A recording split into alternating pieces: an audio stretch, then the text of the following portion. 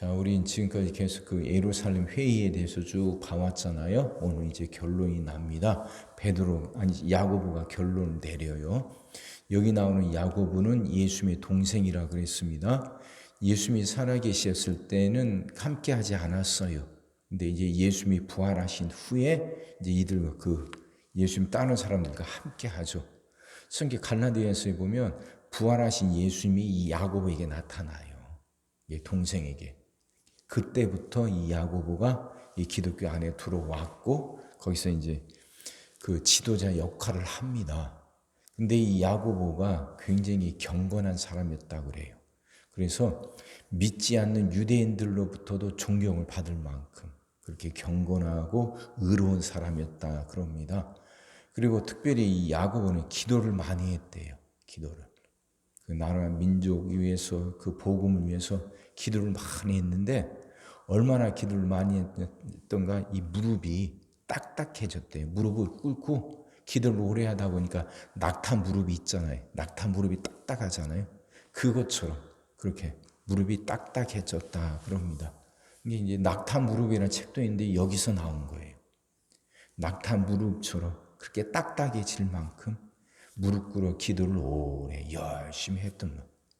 그러다가 이 야고보가 살해를 당합니다. 열심당원들한테 62년에 AD 62년에 이제 살해를 당하는데 그때까지 하여튼 교회에서 그렇게 큰 역할을 하죠.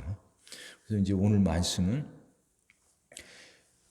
믿지 않는 사람들이 꼭 할례를 받아야 되는 건 아니다. 할례를 받지 않고 또 율법을 지키지 않아도 이 복음 안에 들어올 수 있고 구원받을 수 있다. 근데 단지 유대인들이 굉장히 싫어하는 거.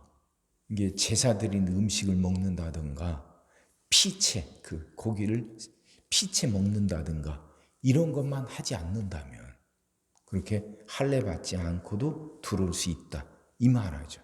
이게 이제 결정이 나는 거예요. 근데 그러면서 전에 한 말이 이제 16절부터 한번 보세요. 16절부터 이게 아모스서에 나오는 말을 지금 이제 인용을 하는 겁니다. 이후에 내가 돌아와서 다윗의 무너진 장막을 다시 지으며 또 그 허물어진 것을 다시 지어 일으키리니 이는 그 남은 사람들과 내 이름으로 일컬음을 받는 모든 이방인들로 주를 찾게 하려 함이라 하셨으니 이 말씀이 아모스서에 나오는 말을 지금 야고보가 인용을 하는 거예요. 근데 여기서 중요한 게 17절에 그 남은 사람들이 나오잖아요. 그 남은 사람들을 아모스서에는 뭐라고 말하느냐? 에돔 족속들을 말해요. 에돔 족속은 예서의 후손입니다. 근데 이 에돔 족속들이 이스라엘에게 굉장히 못된 짓을 해요. 굉장히. 이스라엘이 바벨론에게 멸망하고 막 이럴 때 그 바벨 편에 붙어서 이스라엘에게 굉장히 못된 짓을 많이 해요. 그래서 이스라엘 사람들이 그 에돔 족속을 굉장히 싫어합니다. 불구대천의 원수예요. 근데 새로운 날이 오면 다윗의 장막을 다시 일으켜 세우고 이들마저도 품게 된다는 거예요. 그러니까 지금 이제 예수님을 통해서 무너졌던 다윗의 장막을 다시 세우는 거죠. 이스라엘 사람들이 가장 이상적으로 생각하는 왕이 다윗이요. 그 다윗 때처럼 이들이 다시 영광 회복하는 걸 꿈꾸고 소망해요. 그러니까 무너진 다윗의 장막을 다시 일으켜 세운다고 하는 것, 하나님이 이스라엘을 다시 일으켜 세우는 거예요. 근데 그날이 언제입니까? 예수님이 오셔서 지금 시작이 되는 거잖아요. 예수님이 오셔서 부활하시면서 일이 시작이 됐습니다. 그러니까 무너진 다윗의 장막을 다시 일으켜 세우고 계시는 거예요.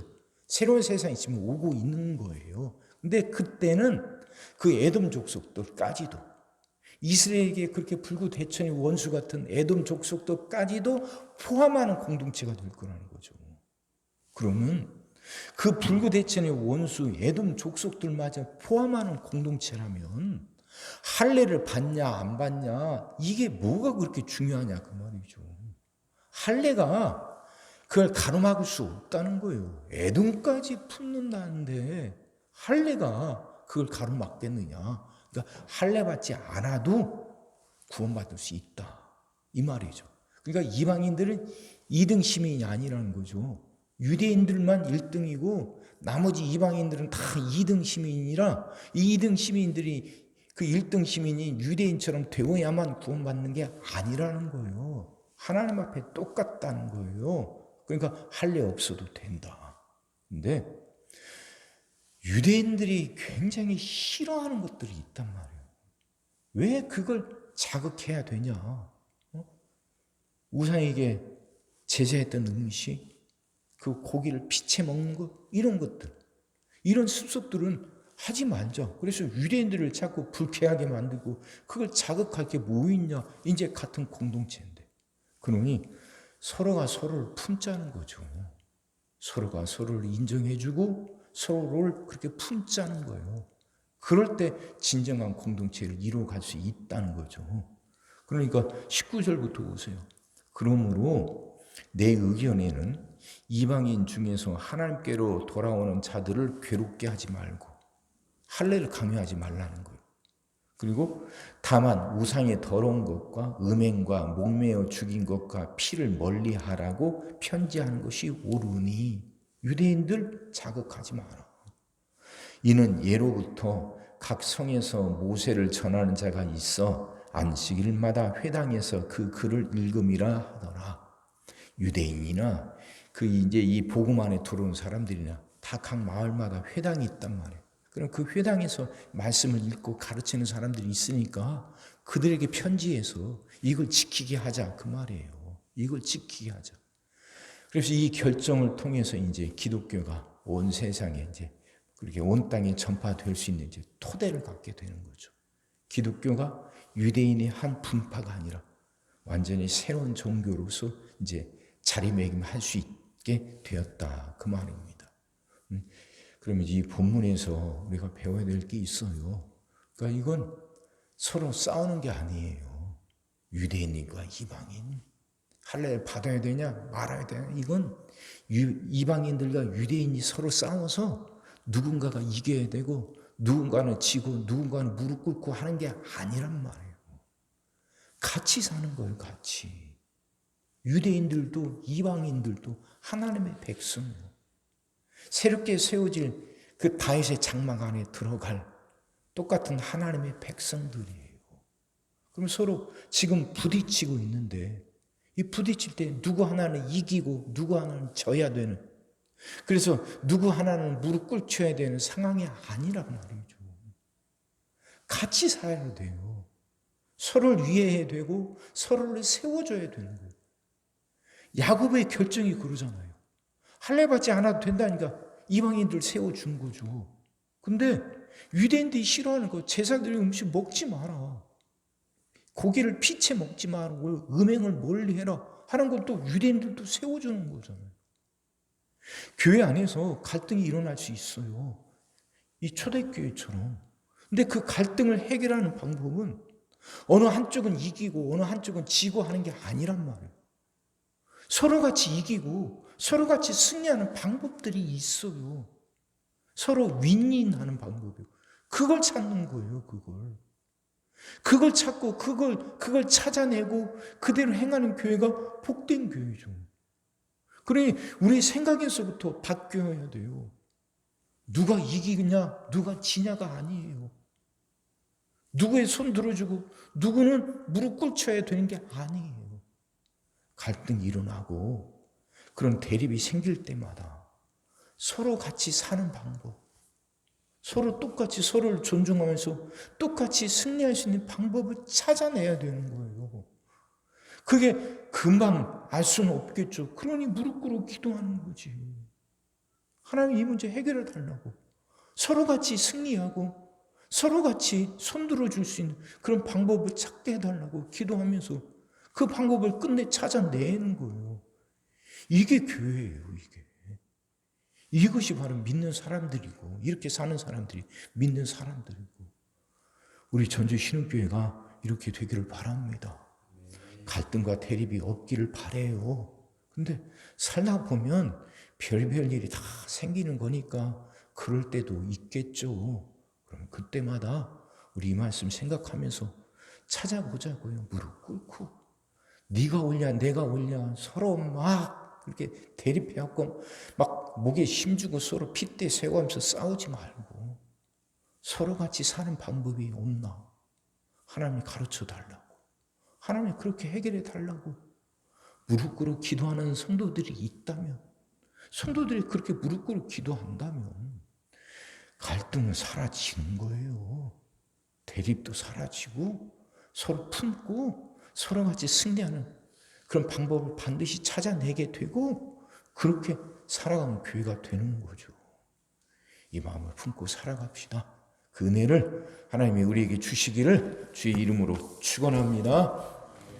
기도하겠습니다. 사랑의 주님, 말씀이 이해가 되게 하시고 깨달아지게 하시고 은혜가 되게 하여 주시옵소서. 하나님, 야고보는 무릎 꿇어 기도하는 일을 얼마나 많이 했는지 그 무릎이 낙타 무릎처럼 딱딱해졌다 그럽니다.